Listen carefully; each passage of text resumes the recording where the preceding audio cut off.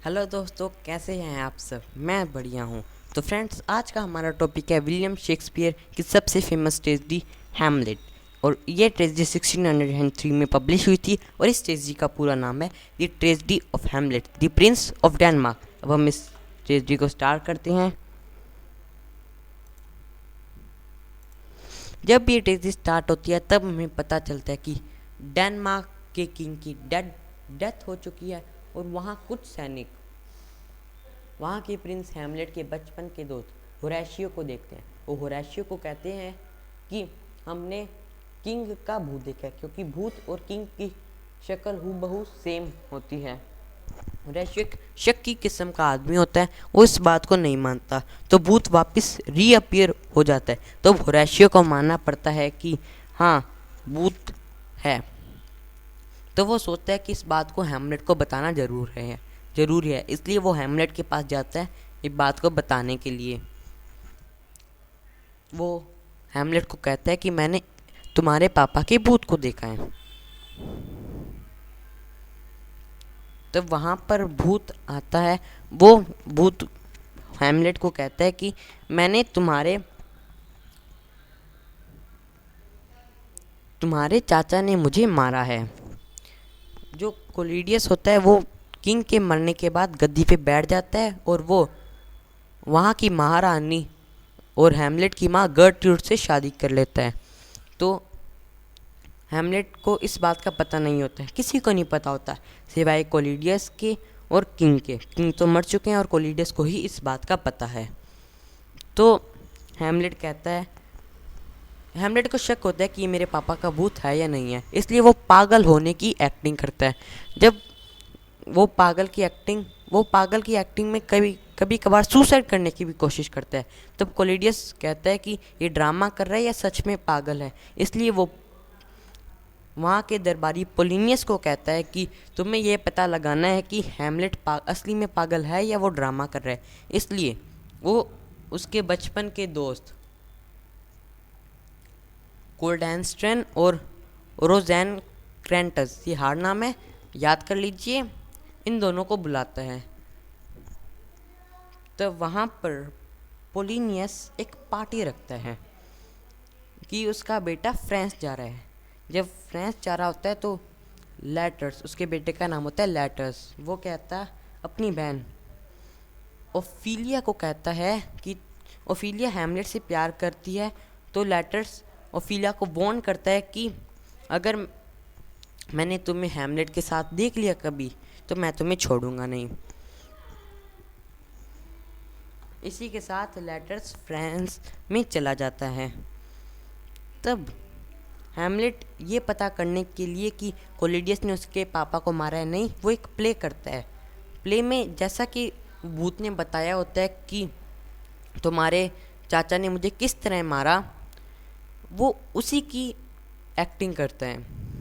वो देखता है कि अगर कोलिडियस ने मेरे पापा को मारा होगा तो उसका रिएक्शन कैसा होगा, इसलिए वो प्ले करता है। जब प्ले चल रहा होता है तब कोलिडियस बीच में ही निकल जाता है। इसी तो हैमलेट को लगता है कि हाँ, कोलिडियस ने मेरे पापा को मारा है। जब कोलिडियस अपनी माँ के गर्ट्रूड के कमरे में जा रहा होता है तो बीच में वो कोलिडियस को देखता है। कोलिडियस निहत्था होता है। तो प्रिंस हैमलेट उसे मार सकते थे, लेकिन उसने नहीं मारा क्योंकि कोलिडियस भगवान को प्रे कर रहा होता है। हैमलेट सोचता है कि अगर मैंने इसे मार दिया तो इसकी आत्मा हेवन में जाएगी और इस जैसे कमीने को तो हेल में जाना चाहिए, इसलिए वो इरादा छोड़ देता है। जब वो अपनी माँ के कमरे में जाता है तब वो उसकी माँ से लड़ाई हो जाती है। जब वो अपनी माँ को मारने लगता है, मतलब गुस्सा होता है माँ पे ज़्यादा, तो उस कमरे में एक और जना होता है जो होता है पोलोनियस। पोलोनियस गलती से हेल्प चिल्ला देता है, हेल्प हेल्प। तो हैमलेट को लगता है कि पर्दे के पीछे कोलोडियस है। वो देखता है ना आव न ताव, वो सीधा अपनी तलवार पर्दे में मार देता है।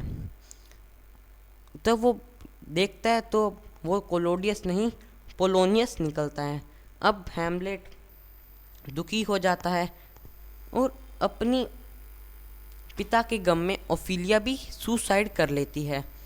अब कोलिडियस हैमलेट को बचाने के लिए, ये उसका प्लान होता है, हैमलेट को बचाने के लिए गिल्डेंस्टन और रोज के साथ उसे इंग्लैंड भेज देता है।